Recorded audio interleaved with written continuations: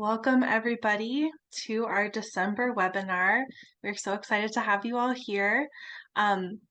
Just in case there are some people that just popped in, I wanted to make an announcement about the sign-in sheet that we have. You can find the link in the chat. If you would just click on that link and fill that in so we can keep track of everyone in attendance today, that would be super helpful for us. We are so excited to have you all here and to have our presenter, Carson Covey. He is going to talk about his experience as an AAC user, and I will go ahead and hand it over to Carson.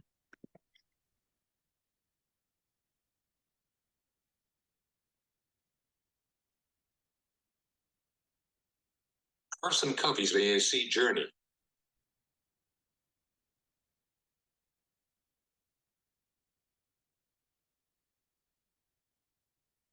My name is Carson Sylvan Covey. I have periventricular leukomalacia, or PVL. This is damage to the white matter of my brain. To say it in a more simple way, I have cerebral palsy. Basically, CP is any type of brain damage that is not progressive. I was born 2 months early. Being a preemie put me at risk for this diagnosis. I tell people that I was born early because I could not stand to listen to my twin sister in vitro anymore. My twin sister Bryn has developed normally, if you want to call her normal. I am older by 2 minutes, and I never let her forget it.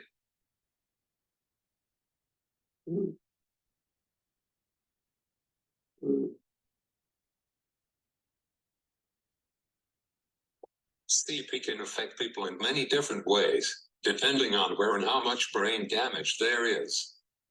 I am obviously affected quite severely physically, with limited strength and coordination in my arms and legs.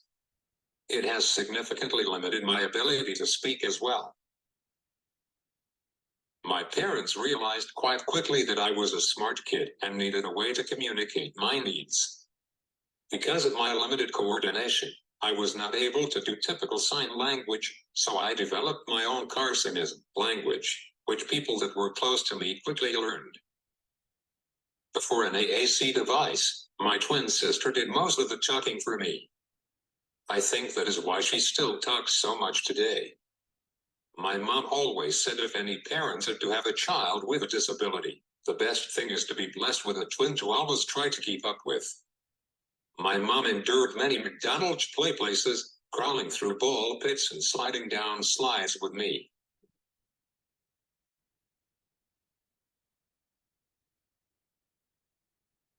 My journey with AAC started in 2005, or when I was evaluated at Children's Hospital by the AAC team.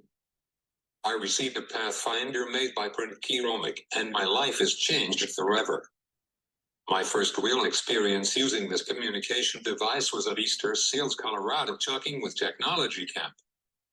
This camp was supported by Children's Hospital staff by bringing in SLPs and graduate students to assist in running the camp. This camp offers kids and their siblings to be in an environment that promotes the use of their device while being surrounded around others in similar situations. I grew greatly with my device, however, when I first got it, I despised it. I never used it other than in my speech therapist office. My therapist threw me into a group of 2 other boys near my age at the time. Her goal was that I would use it more if I saw other peers using their devices. Quite frankly, her plan worked because I liked to win everything, and this felt like a challenge or a competition. They had at least 2 years of a head start on me using their devices, however I was up for the challenge. I recommend group therapy for new users and seasoned veterans.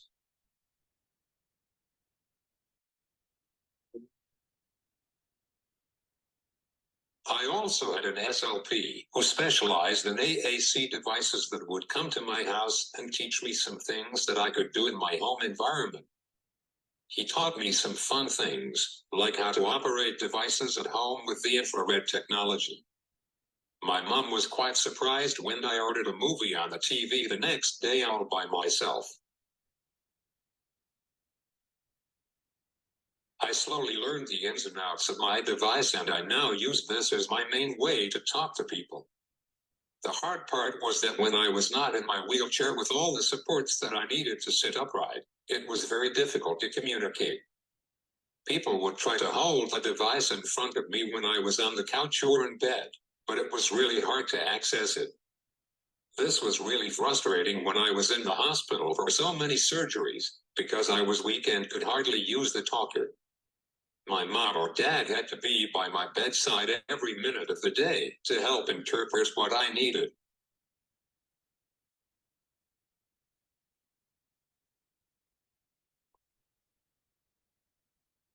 I was lucky enough to have great paraprofessionals at school that learned my device with me. It was very complicated and we learned all the time the new things that it was capable of doing. It also helped me interact in the classroom by answering questions and participating in groups. I highly recommend having at least 5 people on your team that know your device, including family, friends, and caregivers. Each person may pick up better on certain features of the device. This allows you to have good feedback on what is working and what is needing improvement or an adaptation. Feedback is your friend. No one can learn a device overnight. This might sound overwhelming, but the hard times will be worth it in the end. When I first got my Pathfinder, there was so much to learn. Without the continued support from so many people, navigating this new life would have been so much more complicated. I cannot express the importance of continued therapy. What I want everyone to understand and take from this is that it truly takes a team to incorporate the device into everyday activities. The team needs to know how to do programming so that they can customize the talker for different situations. I recommend having a separate page for different therapies, play dates, etc. so they can be successful using the device. I know this sounds like a lot, but trust me, everything will pay off. The Pathfinder was attached to my chair with a swing-away mount. This device was very heavy, and it had to be moved out of the way when I needed room on my wheelchair tray, or any time I needed to get out of my chair, or use the computer at school, etc. I don't know how I navigated so many different devices at the time, but depending on what device your kid uses, hopefully it can serve many purposes. Different devices have different features, and sometimes there's a challenge. For example, the TouchChat can only handle one topic at once. The TouchChat has a feature called SideChat that can handle 2 topics of conversation at once. The SLP or educator can help determine what features are best used for the end user.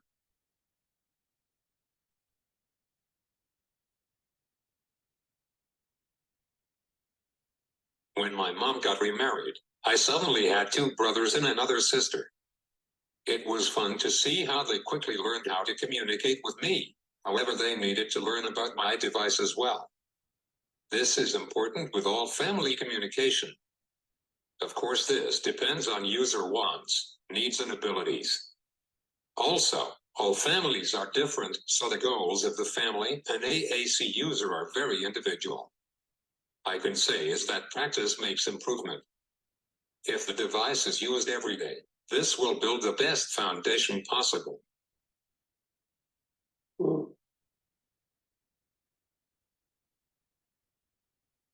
So, at the end of my middle school years, we had a big meeting with my special needs staff and the ATOT team to determine what I was going to be most successful with for communicating and doing schoolwork. At this time, I was using the Eco to talk in an iPad for schoolwork. The iPad with TouchChat seemed to have everything I needed moving forward.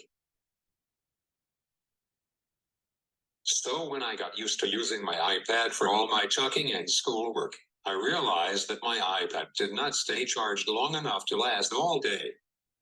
It sucked when all of a sudden I had no way to talk or do schoolwork unless I was plugged into a wall socket. Having a USB port installed on my wheelchair was a lifesaver. It allowed me to use the power of my chair to always be a backup for power to my talker. I realized without this I literally had no voice.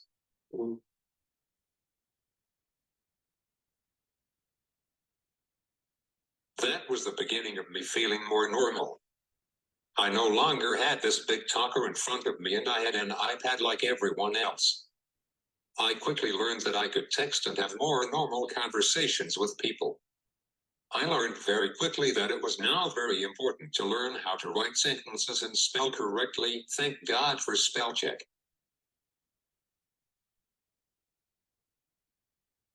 When I moved on to high school, using the iPad to talk made it so much easier. I became a member of the Chatfield Chargers football team, and my teammates learned a lot about my personality.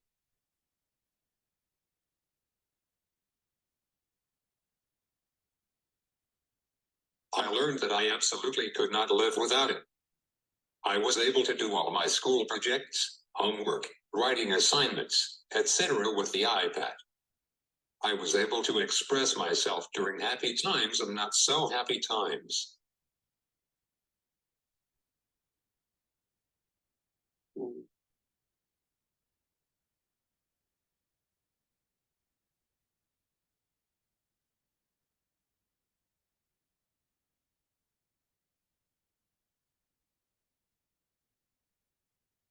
I have used my AAC device in so many important times in my life, especially as I have become a young adult and realized the importance of speaking for myself. This also allowed people to learn more about me. I wrote a speech and read it aloud at my uncle's funeral. I wrote my own speech at my high school football banquet. I also wrote an acceptance speech when I received an award. I was able to use my talker for television interviews.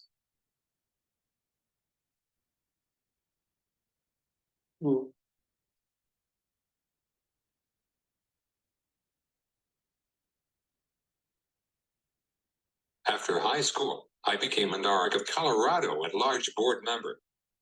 I am a graduated self-advocate from the land program at CU Anschutz. I got into this wonderful field that we call advocacy due to losing two very good friends. Their dream was to have safe housing for the IDP community. I am working to keep my friend's dream alive. I also am a mentor for young AAC users. I am passionate about helping them find their voice. I love seeing them light up and see the spark in their eyes.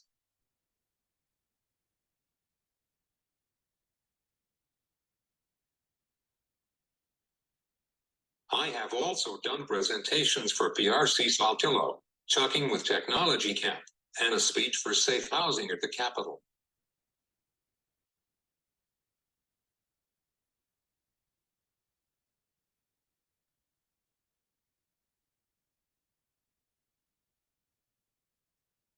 AAC has given me the ability to live my best life and speak my mind and thoughts. It has opened my world to family, friends, jobs, and much more.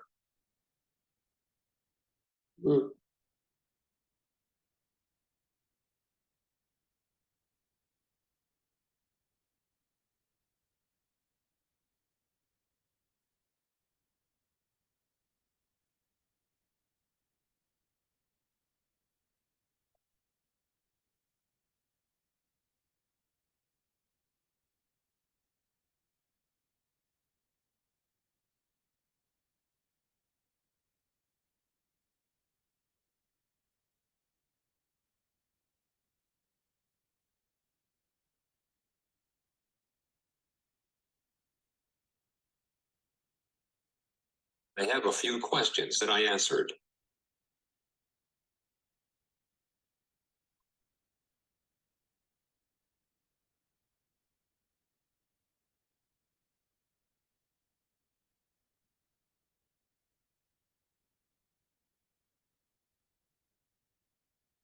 I wish all assistive technology providers knew is to make sure that you meet your clients at their vocabulary level and what motivates them.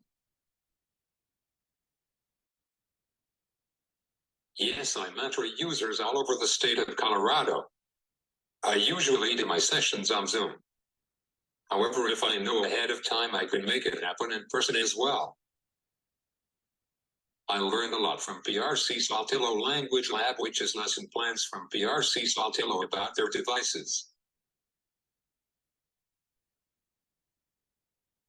I would say a tip is keep up with the technology because it changes all of the time.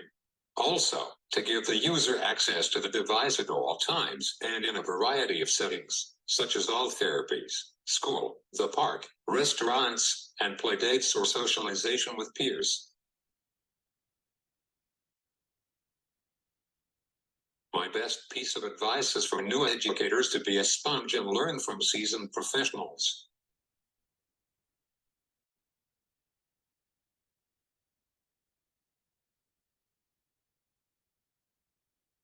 For your first part of your question, I can't answer that without talking with you more. I recommend that you email me and we will discuss over in another meeting. However, I encourage schools to contact the user's consultant or contact SWAT.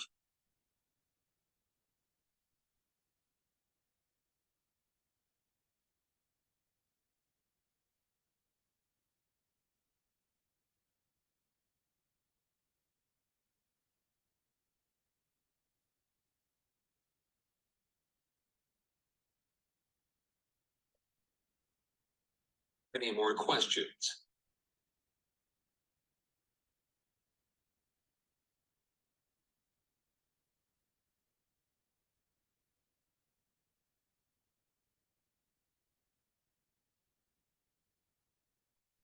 Yeah, if anyone else has any other questions, feel free to either put them in the chat or just unmute yourself and ask your question for Carson.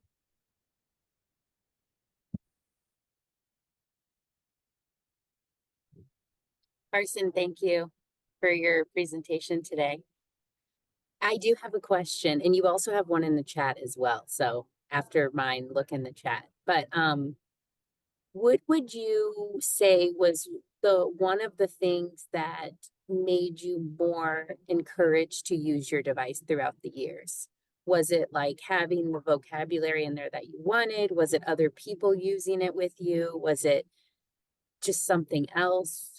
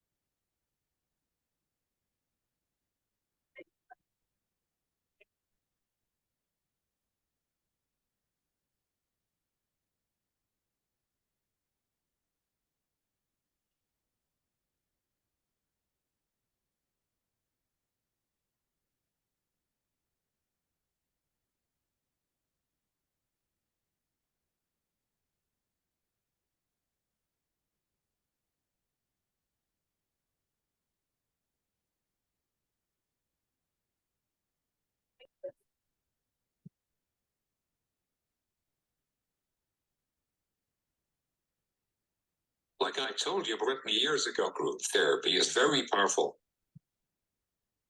Okay. That's good to know, especially working in the schools. I think that would be a tip to take forward to the speech therapists in my district. Appreciate your knowledge, Carson.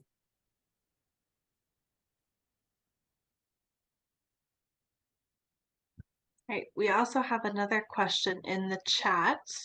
Somebody asked if you would be willing to connect with and or mentor elementary school students who are also learning to use AAC.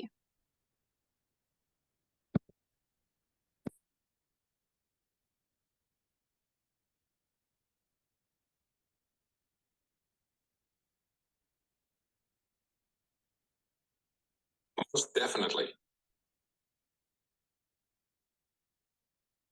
Awesome. All right, does anyone else have any more questions for Carson? I don't have a question, just a comment on that. Whoever brought that question up, if Carson does decide to mentor students, it would be awesome to offer it like across the state, and like students could log in to his your mentoring session, Carson. So something to think about.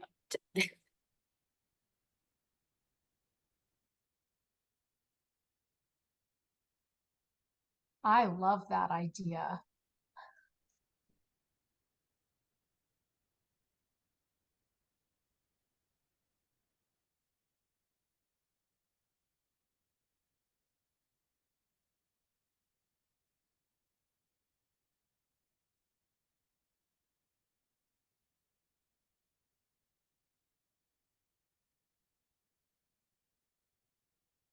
It's the goal, actually.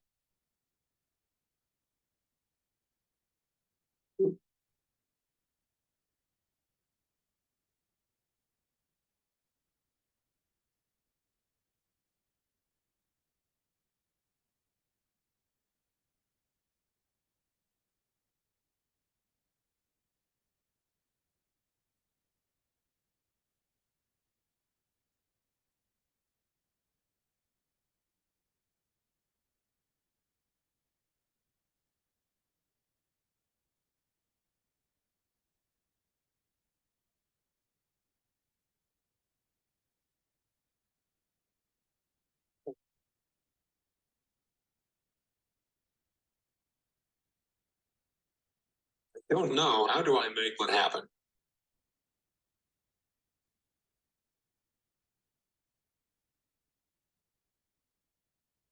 Wonder if there might be a way that SWAC could help facilitate a little bit.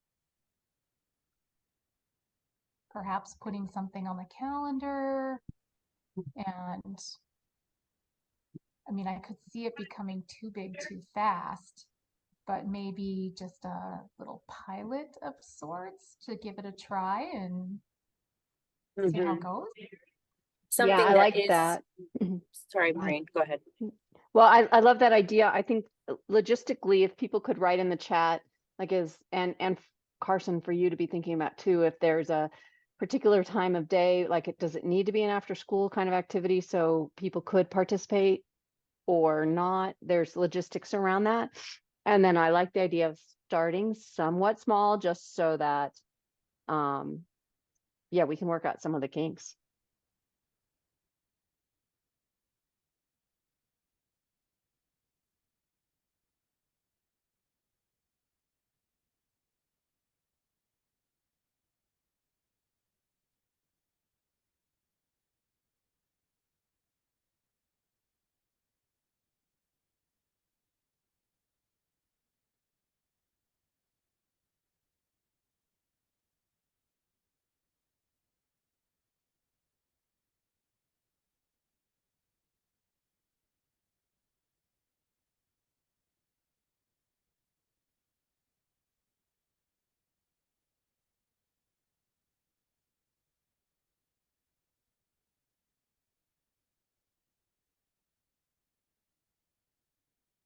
I usually give parents homework for your information.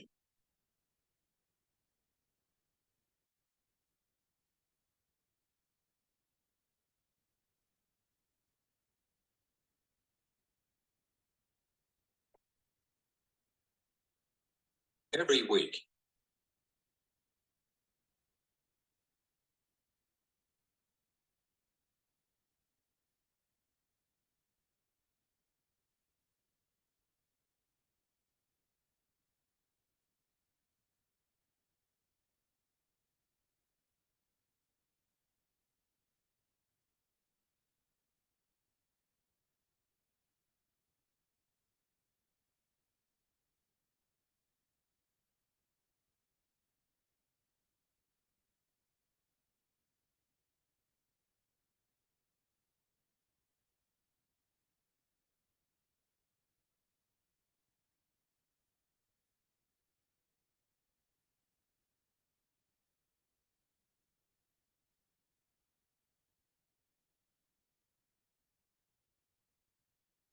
Most of the time they didn't do it.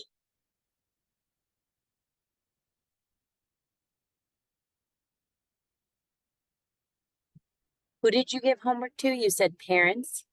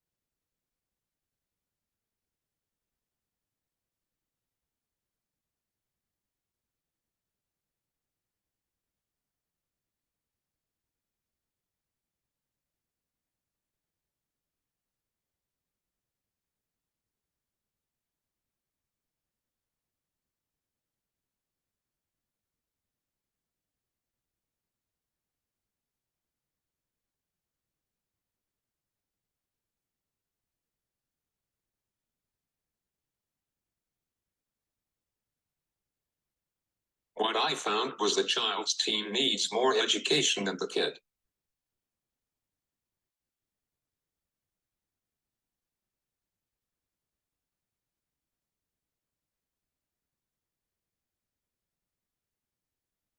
Right. We also had another question in the chat. Carson, somebody asked if you could share your email or the best way to connect with you.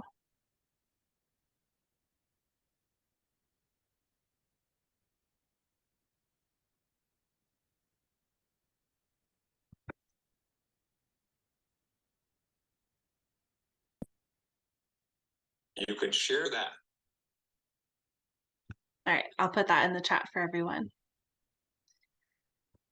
And if there are any other questions or Carson, I have one more comments. question for you.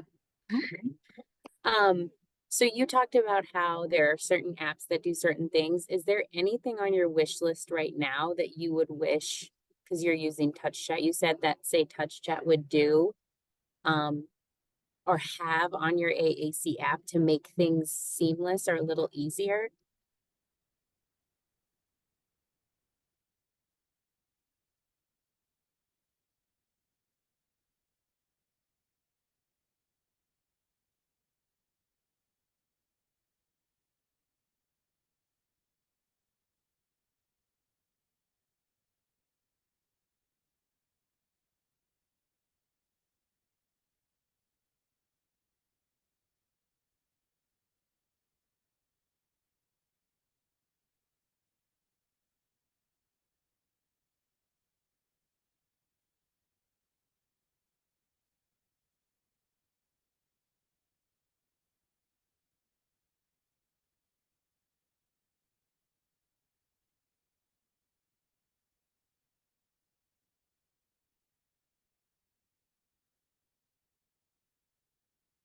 Yeah, but that's a different meeting itself.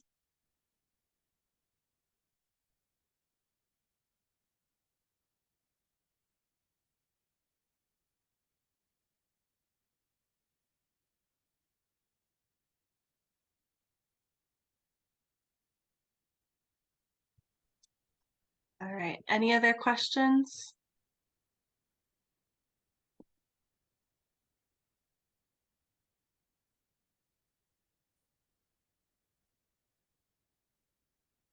All right. Well, thank you so much, Carson, for your time and for sharing your experience with us. And for anyone who missed it,